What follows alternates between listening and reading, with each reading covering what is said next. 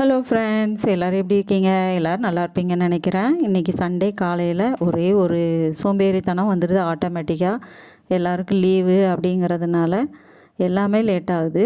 காலையில் எழுந்தோன்னே காக்கா குருவிக்கு மிச்சர் வச்சுட்டு அவங்களுக்கு சாப்பிட வைக்கிறது தான் வேலை. நிறைய குருவிங்க உட்காந்துருந்தாங்க. எங்கள் ஷேடோ பாப்பா கத்துனோன்னே எல்லாம் பறந்துட்டாங்க. இப்போ ஒரே ஒரு காக்கா வந்திருக்காங்க, சாப்பிட்டுட்டு தண்ணி குடிக்கிறாங்க.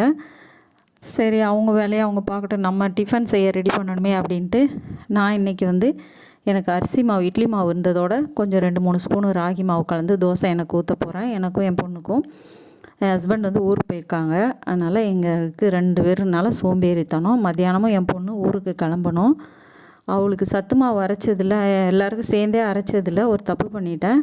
ராகி தனியாகவும் மற்ற ஐட்டம்லாம் தனியாக அரைச்சதில் கொஞ்சம் கட்டி கட்டியாக வந்துடுச்சு. பாதாம், கேஷ்யூ நிறைய இருக்கிறதுனால கொஞ்சம் கட்டி கட்டியாக வந்துடுச்சு. அது எல்லாமே சலித்து என் பொண்ணுக்கு ஒரு டப்பாவில் போட்டு ரெடி பண்ணி வச்சுட்டேன். இப்போ தோசை ஊற்றிக்கிட்டேன். 2 பேரும் டிஃபனுக்கு ராகி தோசை மாவு தான் ஊற்றிக்கிட்டேன். தொட்டுக்கிறதுக்கு தக்காளி தொக்கு வச்சுக்கிட்டேன். காலையில் டிஃபன் வேலை முடிஞ்சது. மத்தியானம் ஒன்லி தயிர் சாதம், ஊறுகாய் தான். ஏன்னா இன்றைக்கி வெயிலுக்கு ஒன்றும் வேறு எதுவுமே பிடிக்க மாட்டேங்குது. நான்வெஜ்ஜும் இன்றைக்கி எடுக்க முடியாது. எனக்கு வாட்டர்மெலன் ஜூஸும் என் பொண்ணுக்கு ஆப்பிள் ஜூஸும் மத்தியான நேரம் குடிக்கணும் போல் தோணுச்சு. சாப்பிடவே பிடிக்கலை.